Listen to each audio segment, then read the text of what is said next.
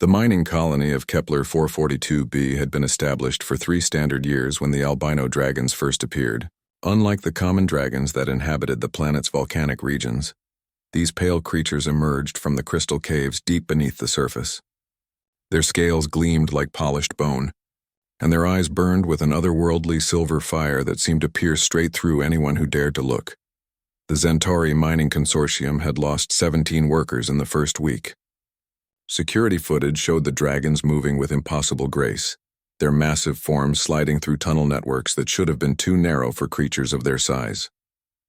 They didn't breathe fire like their surface cousins. Instead, they emitted a subsonic hum that could shatter reinforced glass and cause internal bleeding in most humanoid species. Commander Vex-High of the Galactic Mining Authority stood before the Emergency Council, his forearms gesticulating wildly as he addressed the mixed group of species representatives. "These creatures are beyond our understanding," he declared, his translation device struggling to convey the panic in his native clicking language. "The Carathian battlesuits are useless against them. Our plasma weapons barely scratch their hide. Even the Valerian psychic warriors refuse to engage them." Dr. Elena Vasquez sat quietly in the corner of the meeting room, her 7-year-old daughter Maya coloring silently beside her. Elena had been assigned to the colony as the chief xenobiologist, but the Emergency Council seemed more interested in military solutions than scientific ones. She watched as species after species reported their failed attempts to drive back the albino dragons. The Carathians, with their warrior culture spanning 3 millennia, had sent their finest hunters. The dragons had disabled their exoskeletons with a single sonic pulse. The crystalline Shalari had attempted to commune with the creatures using harmonic frequencies, only to have their singers permanently deafened by the dragon's response. Even the machine race Nexus had deployed their finest combat drones, which were simply ignored as if they were nothing more than insects. Maya looked up from her drawing tablet and tugged on her mother's sleeve. "Mama, why is everyone so scared of the pretty dragons?" she whispered. Elena glanced down at her daughter's artwork, a surprisingly accurate depiction of an albino dragon, rendered in bright colors that somehow made the fearsome creature look almost friendly. "They're dangerous, sweetheart," Elena replied softly. "They've hurt a lot of people." Maya frowned, her small face scrunching up in concentration. "But they look sad in the videos. Maybe they're just lonely." Elena felt a chill run down her spine. In all the panic and military planning, no one had considered that the dragons might not be acting out of malice. As a xenobiologist, she should have been the first to consider alternative explanations for their behavior. But the fear that gripped the colony had clouded everyone's judgment, including her own. The meeting continued around them as Commander Vex-High announced the colony's impending evacuation. "The corporate board has decided that Kepler 442b is too dangerous for continued operations. We'll begin evacuation procedures within 48 hours. All non-essential personnel will be relocated to the orbital stations." Elena raised her hand. "Commander, has anyone attempted peaceful contact with these creatures?" "My preliminary analysis suggests they might be trying to communicate rather than attack." A ripple of nervous laughter went through the assembly. The Carathian war chief, his scarred face bearing the marks of countless battles, shook his massive head. "Dr. Vasquez, with respect, 17 beings are dead. These creatures show no signs of intelligence, only predatory instinct." But Maya was already standing up, her small voice cutting through the adult conversation. "They are smart, look." She held up her tablet, showing a series of drawings she had made while watching the security footage. Each image showed the dragons in different positions, but when viewed in sequence they formed a clear pattern. Elena's breath caught in her throat as she recognized what her daughter had discovered. The dragons weren't randomly moving through the tunnels. They were creating a mathematical sequence, a spiral pattern that matched the golden ratio found in countless natural phenomena throughout the galaxy. It was elegant, purposeful, and undeniably intelligent.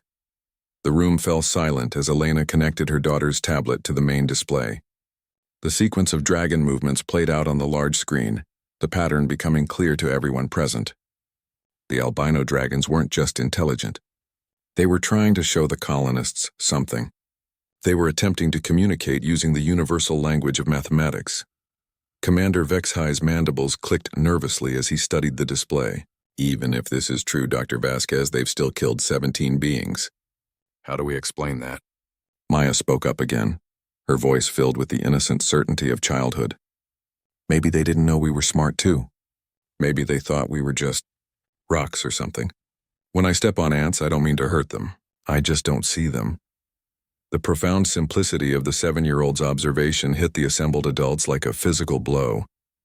The dragons, emerging from the deep caves where they had evolved in isolation, might not have recognized the mining equipment and personnel as belonging to intelligent species. To creatures that had never encountered technology, the colonists might have appeared as nothing more than unusual geological formations moving through their territory. Dr. Elena realized that everything was about to change. Her daughter had just identified the most significant xenobiological discovery in galactic history, and more importantly, she had done it without fear. While every adult in the colony had been paralyzed by terror, a small human child had looked at the dragons and seen not monsters, but lonely creatures trying to reach out to beings they hoped might understand them. The emergency council session stretched deep into the night cycle as Dr. Elena Vasquez presented her hastily compiled analysis. She had spent the past 6 hours reviewing every piece of footage, every sensor reading, and every incident report with fresh eyes. What she found challenged everything the colony believed about the albino dragons. The 17 casualties occurred during excavation of the crystal formations in Sector 7, Elena explained, her voice steady despite the magnitude of what she was proposing. According to geological surveys, those formations are over 10,000 years old. The dragons weren't attacking randomly. They were defending what might be their equivalent of a sacred site or nursery. Commander Vexhi's 4 eyes blinked in sequence, a sign of deep consideration among his species. Dr. Vasquez, are you suggesting that we accidentally desecrated their religious sites? Maya sat beside her mother, having been granted special permission to remain in the meeting despite the late hour. She was quietly sketching more dragon patterns on her tablet, occasionally looking up at the adults with the patient expression of someone waiting for grown-ups to understand something obvious. Elena nodded grimly. Not just religious sites, Commander. The crystal formations show signs of careful cultivation. The dragons have been shaping them for millennia, creating what appears to be a complex acoustic network throughout the cave system. When our mining equipment disrupted these formations, we essentially destroyed their communication infrastructure. The assembled representatives murmured among themselves in a dozen different languages and communication methods. The Shalari delegate, her crystalline form resonating with harmonics of distress, spoke through her translation matrix. If this is accurate, then the dragon's sonic emissions may not be weapons at all, but attempts to repair the damage we've caused. Dr. Corvain, the Nexus representative whose mechanical form hummed with processing power, accessed the colony's geological database in real time, confirming Dr. Vasquez's hypothesis. The crystal formations in Sector 7 show artificial geometric patterns consistent with guided growth over extended time periods. The dragons have been ecosystem engineers on a planetary scale. Elena felt a mixture of excitement and dread as the pieces fell into place. There's more.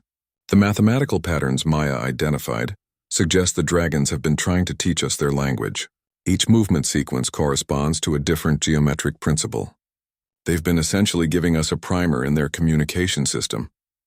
Maya looked up from her drawing and pointed at the main display where the dragon footage was still playing. See, Mama? That big one there. She's trying to show the others how to make the sparkly rocks grow back. But the machines keep breaking them faster than they can fix them. The 7-year-old's observation sent a chill through the room. Elena realized that Maya was right. In the footage, one particularly large albino dragon could be seen demonstrating specific movements to smaller ones, who then attempted to replicate the actions near damaged crystal formations. They were teaching their young how to repair the devastation caused by human mining operations. Commander Vexhi stood abruptly, his military bearing rigid with decision. I'm calling off the evacuation. We need to establish communication protocols immediately. The Carathian war chief slammed his massive fist on the table, causing several smaller species to jump. Commander, you're endangering the entire colony based on the observations of a human child. These creatures killed my warriors. Maya's small voice cut through the tension. They didn't mean to hurt anyone. They were just scared and confused. Like when my hamster bit me when I tried to pick him up too fast. He wasn't mean, he was just frightened. Elena placed a protective hand on her daughter's shoulder, but Maya continued speaking with the earnest conviction that only children possess. I could go talk to them. I'm small, so they wouldn't be scared of me, and I already figured out some of their number patterns. The suggestion sent the room into chaos. Multiple delegates began speaking at once, their various forms of communication creating a cacophony of clicks, hums, harmonics, and electronic interference. The idea of sending a human child to make first contact with creatures that had killed trained warriors seemed beyond reckless. But Dr. Elena found herself seriously considering the proposal. Everything about human children made them ideal for this type of contact. They approached new situations without preconceived fears, communicated through play and curiosity rather than dominance displays, and possessed an intuitive understanding of pattern recognition that often surpassed adult capabilities. The child might actually be our best option, Elena said, her scientific mind overriding her maternal instincts. Human children have successfully initiated contact with dangerous Earth species that adults couldn't approach. Their body language is non-threatening. Their vocal patterns are in frequency ranges that many species find calming, and they lack the territorial markers that adults display. Dr. Corvain's optical sensors focused on Maya with mechanical precision. Furthermore, the child has already demonstrated superior pattern recognition capabilities regarding dragon communication. Her neural plasticity allows for rapid language acquisition in ways that adult brains cannot replicate. The Shalari delegates' harmonics shifted to tones of cautious agreement.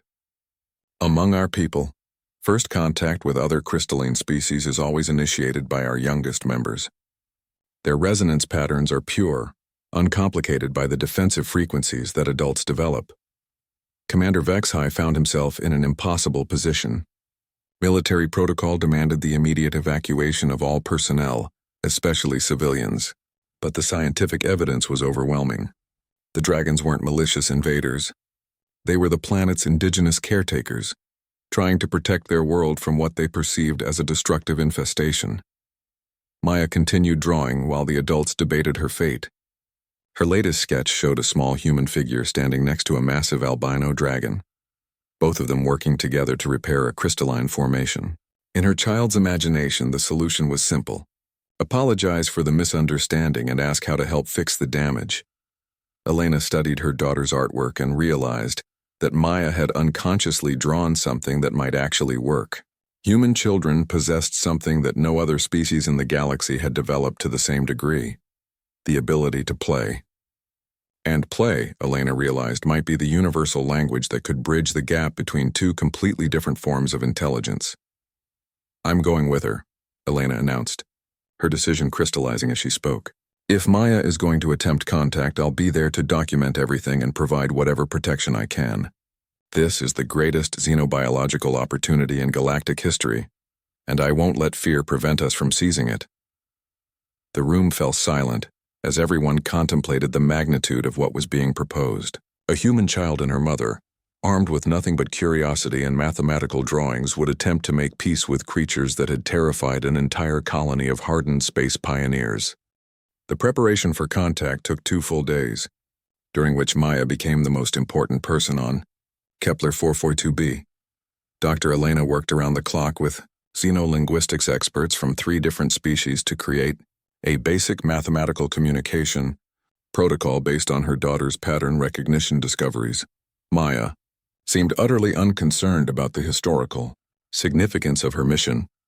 She spent her time making more drawings, practicing the geometric patterns the dragons had demonstrated, and asking endless questions about dragon biology that often stumped the adult scientists. Mama, do you think they dream in colors like we do or in sounds? She asked while Elena helped her into the specially designed contact suit. The suit was a marvel of interspecies engineering, incorporating Carathian defensive plating, Shalari harmonic modulators, and Nexus sensor arrays, all scaled down to fit a 7-year-old human. I don't know, sweetheart, Elena replied, checking the suit systems for the 100th time. Maybe you can ask them that question yourself. The entrance to the crystal caves had been sealed since the first deadly encounter, but geological sensors showed significant activity in the depths below. The dragons were doing something down there, their movements creating vibrations that registered on seismic equipment throughout the colony. Commander Vexhai led the expedition team to the cave entrance, followed by Dr. Elena and Maya, along with a carefully selected group of scientists and observers. The military had been specifically excluded from the contact team at Maya's insistence. "Soldiers make everyone nervous," she had explained with startling wisdom. The sealed entrance to the caves looked like a wound in the planet's surface, surrounded by the twisted remains of mining equipment that had been damaged during the initial encounters. Elena felt her heart racing as the environmental suits confirmed the atmosphere inside was breathable for humans, though filled with unusual harmonic frequencies that registered at the edge of perception. Maya took her mother's hand as they stood before the cave opening. "Remember, Mama, we're going to say sorry first. That's the most important thing." The cave entrance yawned before them like a mouth filled with crystalline teeth. The moment they crossed the threshold, Elena's instruments began registering the presence of the acoustic network Maya had theorized about. The walls themselves seemed to hum with a low, almost musical vibration that felt more like a heartbeat than mere geological activity. They walked for nearly an hour through passages that glowed with phosphorescent minerals, following the mathematical patterns that the dragons had demonstrated in the security footage. Maya led the way with surprising confidence, occasionally stopping to trace geometric shapes on her tablet that corresponded to formations in the cave walls. "They're watching us," Maya whispered, not with fear but with excitement. Elena's sensors confirmed her daughter's observation. Heat signatures moved through parallel passages, keeping pace with their small group. The dragons were tracking them but maintaining their distance. The passage opened into a vast underground cathedral, its ceiling lost in shadows far above. Crystalline formations covered every surface, creating a landscape that looked like the inside of a geode. But these weren't natural formations. Elena could see immediately that every crystal cluster had been carefully shaped and positioned to create specific acoustic properties. And there, in the center of the cavern, were the albino dragons. Elena counted at least 12 of them, ranging from massive adults that dwarfed the mining equipment above ground to juveniles no larger than Maya herself. Their pale scales caught and reflected the cavern's phosphorescent light, creating an almost ethereal glow around each creature. Maya stepped forward without hesitation, her small form dwarfed by the magnificent beings before her.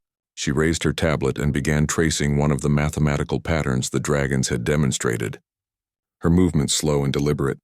The largest dragon, easily 40 meters from nose to tail, turned its ancient head toward the small human child. Its silver eyes, each larger than Maya's entire head, focused on her with an intelligence that was unmistakably profound. Elena held her breath as her daughter continued her mathematical greeting, unaware that she was making first contact with a species that might be older than human civilization. The dragon responded by moving its massive head in a precise geometric pattern, tracing the same mathematical sequence that Maya had drawn. But then it continued the pattern, extending it into more complex mathematical relationships that Elena recognized as advanced calculus concepts. Maya giggled with delight. "They're really smart, Mama. Look, they know about spiral numbers and growing patterns." She began walking closer to the dragon, her tablet held out like an offering. Elena started to call out a warning, but the dragon's response stopped her cold. The massive creature lowered its head until it was at Maya's eye level, moving with impossible gentleness for something so enormous. Its silver eyes studied the child with what could only be described as curiosity and affection. Maya reached up and placed her small hand against the dragon's snout. The moment of contact sent harmonic vibrations through the entire cavern, as every crystal formation began to resonate in perfect synchronization. Elena realized she was witnessing something unprecedented. A human child had just been accepted by an alien intelligence that operated on principles completely different from anything in known science. "I'm sorry we broke your pretty rocks," Maya said simply. "We didn't know they were important to you. Can we help you fix them?" The dragon's response was immediate and overwhelming. It began to sing, its voice creating harmonics that made the crystal formations glow brighter. One by one, the other dragons joined in, their combined voices creating a symphony of sound that Elena felt in her bones rather than heard with her ears. Maya laughed with pure joy as the dragon song surrounded her. She began to move in rhythm with the music, her small form dancing among creatures that could have crushed her without effort. But Elena realized that her daughter was safer in this moment than she had ever been. The dragons had recognized something in Maya that they had never encountered before, a being that approached them with genuine friendship rather than fear or dominance. The youngest dragon, barely larger than Maya herself, approached cautiously. Its scales were so pale they were almost transparent, and its eyes held the bright curiosity of youth. Maya turned toward it with a brilliant smile and began showing it the patterns on her tablet, pointing out the mathematical relationships she had discovered. Elena watched in amazement as her 7-year-old daughter began teaching an alien creature about the communication patterns of its own species. But more than that, she was learning from it, her tablet filling with increasingly complex geometric designs as the young dragon shared its knowledge. The contact had succeeded beyond anyone's wildest expectations, but Elena realized that this was only the beginning. Maya hadn't just made first contact with the albino dragons. She had begun the first interspecies friendship in galactic history based on mutual play and learning, rather than politics or trade agreements. The revelation that emerged from Maya's play session with the young dragon shook the foundations of galactic xenobiology. As Elena watched her daughter interact with the albino creatures, she began to understand that these beings weren't just intelligent. They were the living memory banks of an entire planet. Through a combination of mathematical patterns and harmonic frequencies, the dragons began sharing their history with Maya, who somehow understood their communication method intuitively. Elena's recording equipment captured everything, but it was Maya who provided the translation that would change how the galaxy understood planetary consciousness. They remember everything. Mama, Maya explained during a break in the communication session, not just their own memories, but the memory of the whole planet. They know about the big lizards that lived here millions of years ago, and the ice times, and when the mountains grew up from the ground. Elena felt her scientific worldview expanding as she processed this information. The dragons weren't just ecosystem engineers. They were living libraries containing the complete geological and biological history of Kepler 442b. The crystal formations they tended weren't just communication networks. They were data storage systems that recorded everything that had ever happened on the planet. The largest dragon, whom Maya had named Grandmother Silver for her ancient eyes and patient demeanor, began demonstrating how the crystal network functioned. She touched specific formations with her claws, and the crystals responded by projecting holographic images into the cavern air. Elena watched in awe as the history of Kepler 442b played out before them like a three-dimensional movie. She saw the planet as it had been millions of years ago, when massive oceans covered continents that no longer existed. She watched the evolution of the dragons themselves, starting as small, colorful creatures living in shallow caves and gradually developing their pale coloration and sonic abilities as they moved deeper underground. Most remarkably, she observed the gradual development of the crystal network over millennia as generations of dragons worked together to create a planetary memory system. Maya clapped her hands with delight as the projection showed young dragons learning to tend the crystals. It's like a really big library, but instead of books, they use singing rocks. The young dragon Maya had befriended, whom she called Snowflake for his nearly transparent scales, began showing her how to touch the crystals in specific patterns. Elena's breath caught as she realized her daughter was being taught to access the planetary memory directly. Maya, be careful, Elena warned.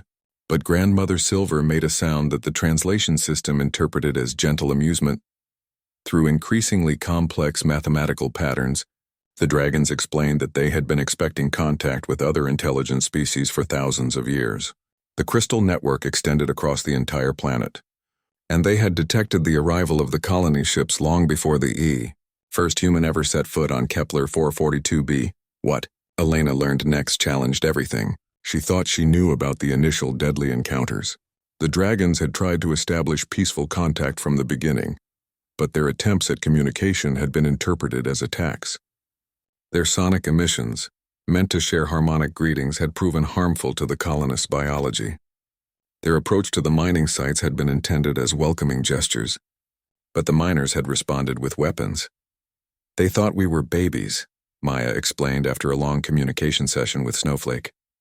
Because we're small compared to them, and because we don't know how to talk with the singing rocks yet. They were trying to protect us from dangerous places, but we thought they were being mean. Elena felt a profound sense of guilt as she understood the tragic misunderstanding that had led to 17 deaths.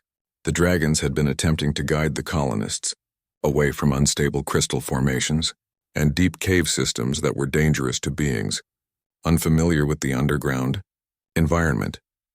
But what happened next demonstrated something unprecedented in galactic history. Maya, with the innocent directness of childhood, asked Grandmother Silver if the dragons could help bring back the people who had died. Elena started to explain that death was permanent, but the dragon's response stopped her cold. Through the crystal network, Grandmother Silver showed them images of the 17 casualties. But these weren't recordings of their deaths. They were perfect reconstructions of their personalities, memories, and knowledge patterns. The dragons had somehow captured the neural patterns of the dying colonists and preserved them within the crystal matrix. "They're sleeping in the singing rocks," Maya said with wonder. "But they're not gone. They're just waiting for someone to figure out how to wake them up." Elena stared at the crystal formations with new understanding. The dragons hadn't just preserved the planet's geological history. They had been preserving the memories and consciousness patterns of every intelligent being who had ever died on Kepler 442b. The 17 colonists weren't lost. They were stored in a form of technological immortality that surpassed anything known to galactic science. Dr. Corvain's mechanical form would have been trembling with excitement if it were capable of such a response. Through the communication relay, Elena could hear the Nexus representative processing the implications at maximum computational speed. "Dr. Vasquez, are you confirming that the dragons have developed consciousness transfer technology?" Elena looked at her daughter, who was now sitting comfortably between Snowflake and another young dragon, showing them how to play simple human games on her tablet. "It's more than that," she replied. "They've developed a form of consciousness preservation that doesn't distinguish between species. Every intelligent being that has ever lived on this planet is still here, stored in the crystal network." The implications were staggering. The dragons had created a form of afterlife, a technological paradise where consciousness could exist independently of biological form.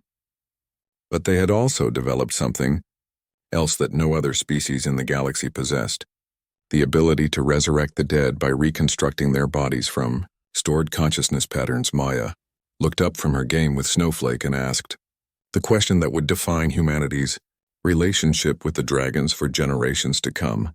"Can they teach us how to do it too? Can they show us how to save people so they never really die?" Grandmother Silver's response was a harmonic pattern so complex that Elena's translation system struggled to process it. But the meaning was clear. The dragons were willing to share their greatest secret with the species that had sent them a small child, offering friendship instead of an army demanding conquest. Elena realized that Maya had just negotiated humanity's entry into a form of immortality that would revolutionize not just human civilization, but the entire galactic community, and she had done it by approaching the dragons with nothing more than curiosity, kindness, and a desire to play. The first resurrection took place 3 days after Maya's initial contact with the dragons. Elena watched through the crystal network's projections as Grandmother Silver and 6 other dragons worked together to reconstruct the consciousness pattern of Dr. Marcus Webb, the colony's former head of geological surveys who had been killed in the first encounter. Maya sat cross-legged next to Snowflake, her small hands placed on specific crystal formations as the young dragon taught her how to assist in the resurrection process. Elena marveled at how quickly her daughter had learned to interface with the alien technology, her natural pattern recognition abilities allowing her to understand systems that had taken the dragons millennia to develop. "It's like putting together a really complicated puzzle," Maya explained to her mother. "But instead of picture pieces, we're using memory pieces and feeling pieces and thinking pieces." The process was unlike anything in galactic medical science. Instead of simply repairing damaged tissue or transplanting consciousness into cloned bodies, the dragons were rebuilding Dr. Webb from the quantum level up, using the complete pattern stored in the crystal matrix at the moment of his death. Elena watched in amazement as a shimmering outline began to form in the center of the crystalline chamber. The outline gradually solidified, taking on substance and color until Dr. Webb stood before them, looking exactly as he had 3 days ago but with something new in his eyes, the memory of death and the wonder of resurrection. "Elena, he said, his voice carrying a note of confusion and awe.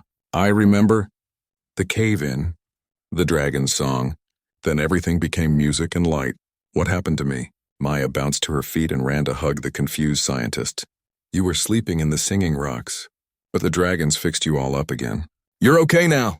Elena felt tears streaming down her face as she realized the magnitude of what they had witnessed. Death, the one absolute constant in galactic civilization, had just been defeated by a species that stored consciousness like music in crystalline instruments. But the resurrection of Dr. Webb was only the beginning. Grandmother Silver began showing Maya and Elena the full scope of the dragon's gift to humanity. Through the crystal network, they could access the stored patterns of every human who had ever died on Kepler 442b. But more than that, they could learn to preserve the consciousness of living humans before death ever occurred. The dragons want to make a deal, Maya announced after a long communication session with the adult dragons. They'll teach us their memory-saving tricks, but we have to promise to help them fix all the broken rocks and keep their planet library safe. Elena understood immediately. The dragons were offering humanity immortality in exchange for becoming the guardians of Kepler 442b's crystal network. It was a partnership that would benefit both species. Humans would gain access to consciousness preservation technology, while the dragons would have allies capable of understanding and maintaining their planetary memory system. Commander Vexhi's voice crackled through the communication system, barely containing his excitement. Dr. Vasquez, the implications of this discovery extend far beyond our colony. If the dragons can teach us this technology, we could revolutionize death itself throughout the galaxy. But Maya's next translation from the dragons revealed an even more profound offer. Through careful harmonic patterns, Grandmother Silver explained that the crystal network could be expanded beyond Kepler 442b. The dragons had been working for millennia to develop a galaxy-spanning consciousness preservation system, but they had lacked the technological capabilities to build it. Humanity, with their advanced spacefaring technology and manufacturing abilities, could help the dragons create crystal networks on thousands of worlds.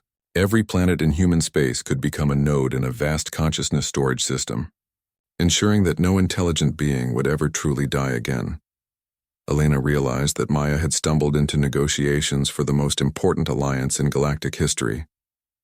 But her 7-year-old daughter was conducting these negotiations not as a diplomat or scientist, but as a child making friends and learning to play new games. They want to show me their biggest secret, Maya said, tugging on Elena's arm. But I have to promise not to tell anyone except you and the nice computer people back at the colony. Snowflake led Maya and Elena deeper into the crystal caves, through passages that seemed to pulse with their own inner light. Elena's instruments detected massive energy signatures ahead, readings that suggested technology operating on scales she couldn't comprehend. They emerged into a cavern so vast that Elena's suit lights couldn't reach the far walls. But the space wasn't empty. Filling the enormous chamber were crystal formations unlike anything they had seen before.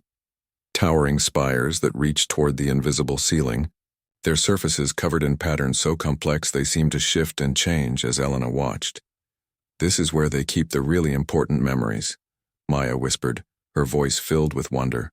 All the smart people who ever lived on lots of different planets, all the beautiful things that got lost, all the discoveries that got forgotten. It's like the biggest library in the whole galaxy. Elena's breath caught as she understood what she was seeing. This wasn't just a planetary memory system.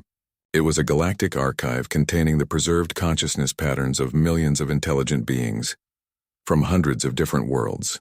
The dragons hadn't just developed consciousness preservation technology. They had been collecting and storing the knowledge and memories of entire civilizations.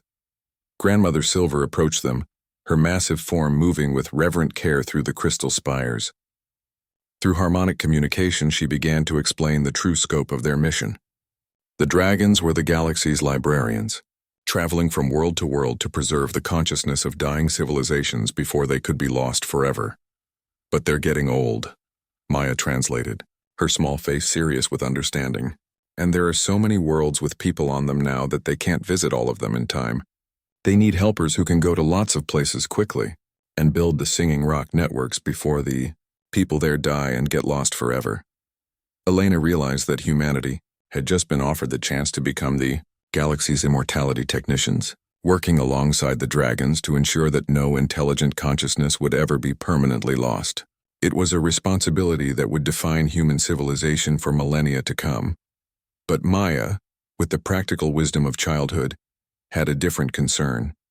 "Mama, if we help them save everyone's memories, does that mean I'll get to meet people from all over the galaxy? That would be really cool."